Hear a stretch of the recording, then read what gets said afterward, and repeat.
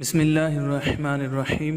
السلام علیکم دوستو، چاروں بھتیجوں کی شہادت کے بعد فرزندان عبداللہ بن جعفر طیار حضرت محمد اون امام علی مقام کے حقیقی بھانجوں حضرت سیدہ زینب کے جگر کے ٹکڑوں کی باری آئی۔ چمن زہرا کے جنتی پھولوں نے آگے بڑھ کر عرض کی، ماموں جان ہمیں بھی نثار ہونے کے لیے اجازت مرحمت ہو۔ امام پاک نے فرمایا، نہیں، تمہیں اجازت نہیں، میں تمہیں اس لیے اپنے ساتھ نہیں لایا تھا کہ اپنی آنکھوں کے سامنے تمہیں تیروں کا نشانہ بنتے اور نیزوں پر اچھلتے دیکھوں گا۔ تم اپنی اماں کے پاس رہو۔ محمد اون نے کہا، ماموں حضور، اماں جان کا بھی یہی حکم ہے، دیکھو وہ بھی سامنے کھڑی ہیں۔ امام پاک نے اپنی بہن سیدہ زینب کی طرف دیکھ کر کہا، میری بہن، کچھ خیال کرو، مجھ پر صدموں کے پہاڑ نہ توڑو۔ میں کن آنکھوں سے ان پھول جیسے بچوں کے سینوں سے تیر اور نیزے پار ہوتے دیکھوں گا۔ سیدہ زینب کہہ رہی تھیں، بھیا، میرے پیارے بھیا، کیا اپنی بہن کا یہ حقیر ہدیہ قبول نہیں کرو گے؟ اگر تم نے میرا یہ ہدیہ قبول نہ کیا تو میں اپنی ماں فاطمہ زہرا کو کیا جواب دوں گی؟ جب وہ پوچھیں گی، بیٹی تم نے اس وقت کیا نظر پیش کی تھی جب شہزادہ سرور کونین کے حضور جانوں کے ہدیے پیش ہو رہے تھے؟ میرے یہ دو ہی فرزند ہیں، دونوں تجھ پر قربان ہیں۔ اس کے ساتھ ہی سیدہ کی ہچکیاں بند گئیں۔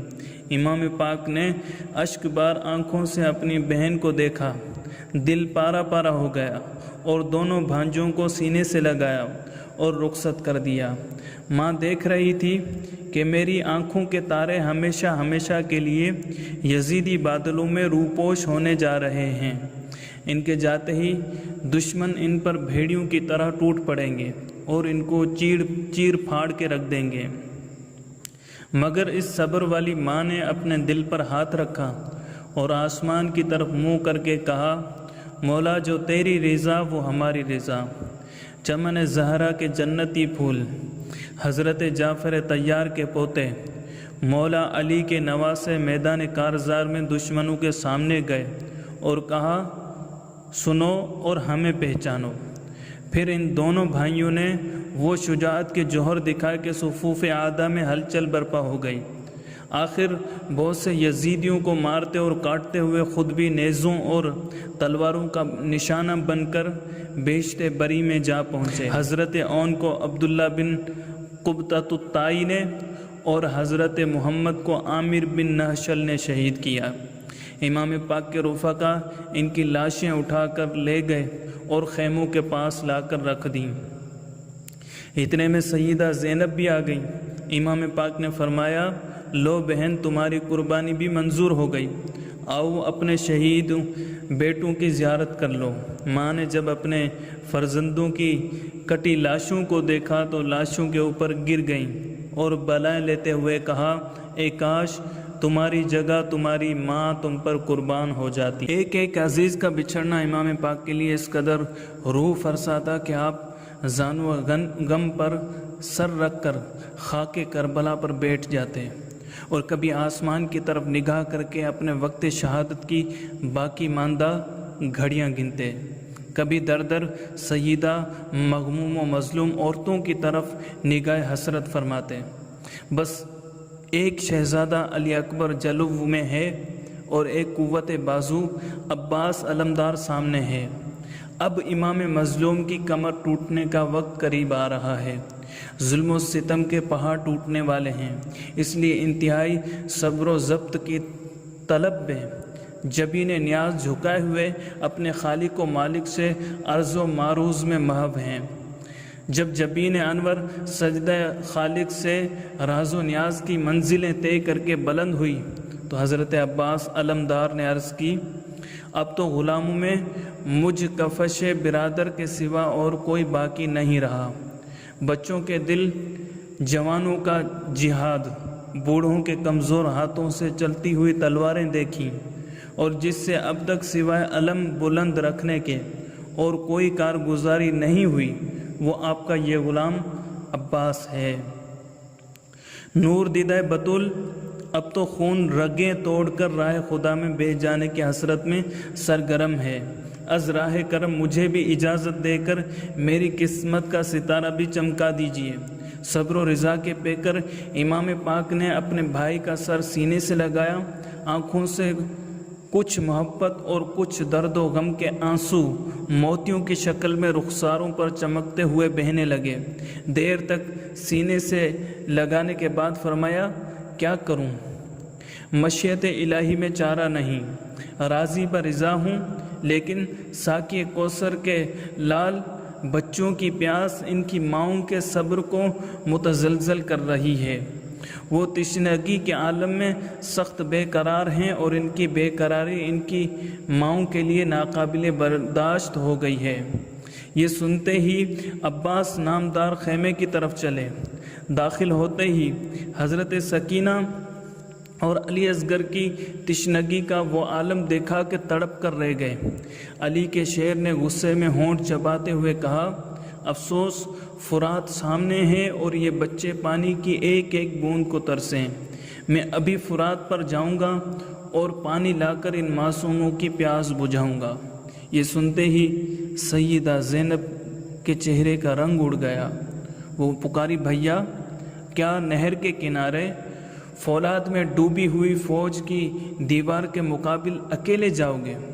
عباس علمدار نے کہا، میری بہن تمہیں تشویش کیا ہے؟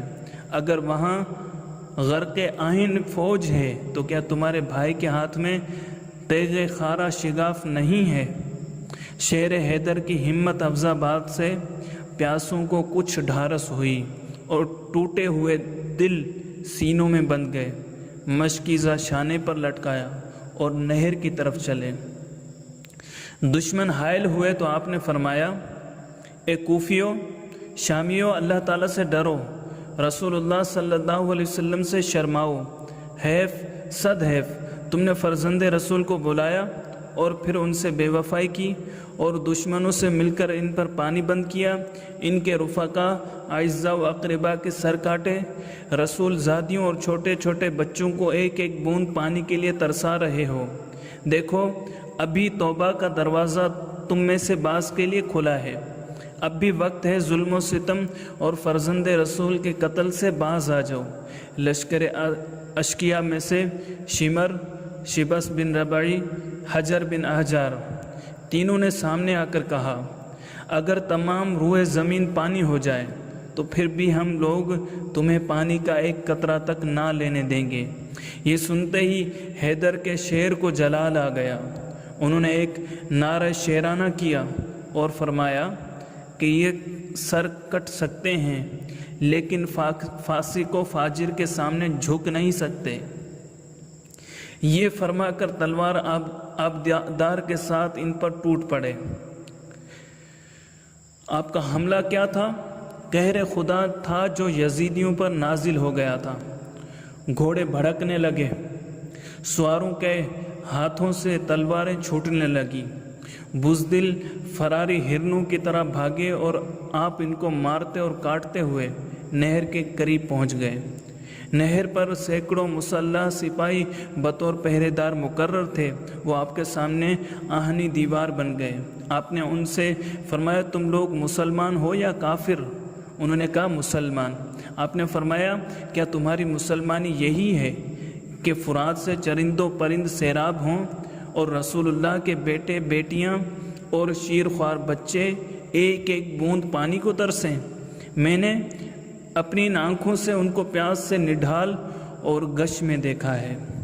آپ ان سے یہ گفتگو کر رہے تھے کہ ادھر سے یزیدی فوج کے سپاہی امیر لشکر عمر بن سعد کا حکم لے کر پہنچ گئے اور نہر پر متعین سپاہیوں سے کہا، اگر لشکر کا حکم امیر لشکر کا حکم ہے کہ پانی کی بوند بھی خیمہ حسین تک نہ پہنچنے پائے۔ یہ حکم سن کر لشکر یزید نے نیزے تان لیے۔ شیر خدا کے شیر نے ایک جست لگائی اور صف عادہ کو چیرتے ہوئے گھوڑا آگے بڑھایا اور فرات میں داخل کر دیا۔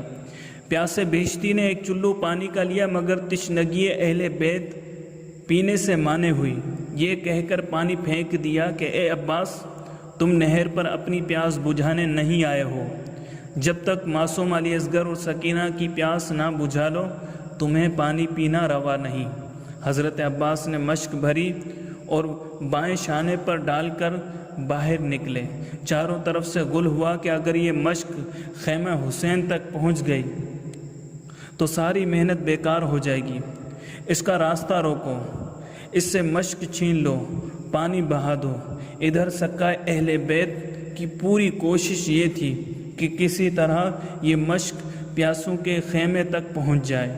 آپ چاہتے تھے کہ گھوڑا اڑا کر خیمے تک پہنچ جائیں، مگر سامنے سے کئی سو تیر مشک کا رخ کیے نظر آئے۔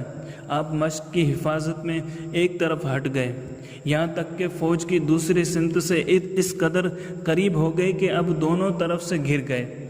جب اپنے آپ کو دشمن کے گھیرے میں دیکھا تو بپھرے شیر کی طرح حملہ کیا اور صفوف اعداء میں کھلبلی مچا دی۔ لاش پر لاش گرنے لگی اور خون کی روح بہنی شروع ہو گئی۔ شیر خدا کے لخت جگر نے میدان کربلا میں ثابت کر دیا کہ میرے بازوؤں میں قوت حیدری اور رگوں میں خون علی ہے۔ لاشوں کے انباء لگا دیے کہ ایک خبیث زرارہ نامی نے دھوکے سے آپ کے بائیں شانے پر ایک ایسا وار کیا کہ بازو علمدار کو شانے سے جدا کر دیا۔ آپ نے مشک فوراً داہنے شانے پر لٹکا لی اور اسی ہاتھ سے تلوار بھی چلاتے رہے، لیکن اب نہ وہ طاقت تھی نہ ایک ہاتھ سے دو کام انجام پا سکتے تھے۔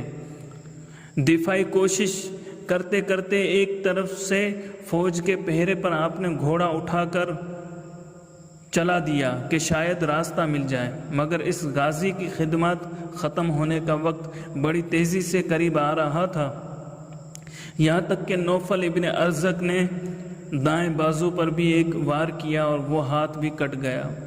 اللہ اللہ، شیر خدا کے فرزند کی ہمت دیکھیے کہ مشک کا تسمہ منہ میں دبا لیا، لیکن مشک کے بچانے کی کوئی تدبیر کامیاب نہ ہوئی کہ ایک مردود نے تاک کر ایک تیر ایسا مارا کہ مشک کے پار ہو گیا اور سارا پانی بہہ گیا۔ عرب کی شجاعت کو پٹا لگانے والے نامردوں نے دیکھا کہ اب مجاہد بے دست و بازو ہے، اس لیے چاروں طرف سے آپ پر ٹوٹ پڑے اور زخموں سے چور چور کر دیا۔ ایک ظالم نے سر پر ایک گرز ایسا مارا کہ آپ یہ کہتے ہوئے یا اخا ادرکنی، بھائی جان مجھے پکڑنا، گھوڑے سے گر پڑے۔ جو ہی امام پاک نے اپنے بھائی کی آواز سنی دوڑ کر تشریف لائے۔ اس وقت زبان مبارک پہ یہ الفاظ تھے، اب میری کمر ٹوٹ گئی ہے۔ بے دست و بازو زخموں سے چور چور بھائی کے پاس پہنچے تو دیکھ کر کلیجہ تھام کر رہ گئے۔ پھر غازی عباس علمدار کی روح امام پاک کے سامنے پرواز کر گئی۔ دوستو، اگر آپ کو ہماری یہ ویڈیو پسند آئی ہے تو لائک کیجئے، کمنٹ کیجئے، اپنے دوستوں کے ساتھ شیئر کیجئے، اور آپ نے ابھی تک ہمارے چینل کو سبسکرائب نہیں کیا تو چینل کو سبسکرائب کر لیجئے تاکہ ہماری ہر نئی آنے والی ویڈیو آپ تک بآسانی پہنچ سکے۔